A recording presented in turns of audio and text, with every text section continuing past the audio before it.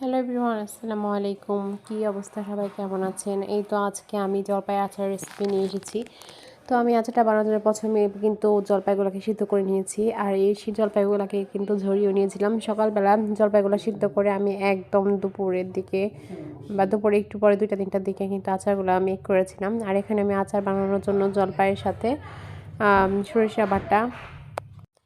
সরিষা বাটার সাথে হচ্ছে 5 ফোড়ন বাটা, গোটা আস্ত কয়েকটা রসুন, শুকনো মরিচ, চিনি এগুলো ইউজ করেছিলাম। আর আমি এখানে 2 রকমের আচার দিয়েছিলাম, একটা হচ্ছে আস্ত জলপাইয়ের আর একটা হচ্ছে থেতানো জলপাইয়ের। তো আপনাদের কার কোন জলপাইয়ের আচারটা বেশি ভালো লাগে অবশ্যই জানাবেন। আমার কিন্তু আস্ত জলপাইয়ের আচারটার থেকে থেতানো জলপাইয়ের আচারটা বেশ মজা লাগে। আর আমি এদিকে যাতে আচারগুলো নষ্ট না হয়ে যায় সেজন্য সিরকা বা ভিনেগার যেটাই আপনারা বলেন ওটাই আমি ইউজ করেছিলাম এখানে।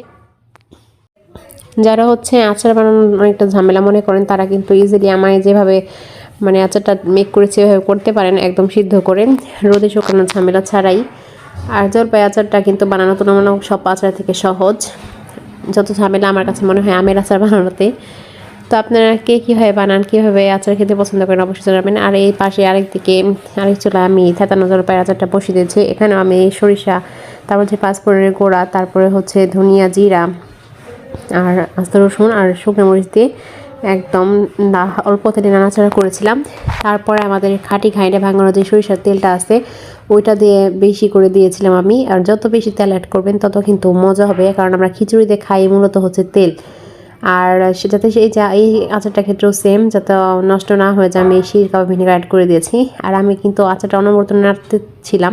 এটা লো টু মিডিয়াম আঁচে রাখবেন আপনারা, কারণ অনবরত না নাড়লে পরে কিন্তু আচারটা নিচে লেগে যাবে এবং পুড়ে যাবে। আর পোড়া হলে কিন্তু আর একদমই মজা লাগে না সেটা খেতে।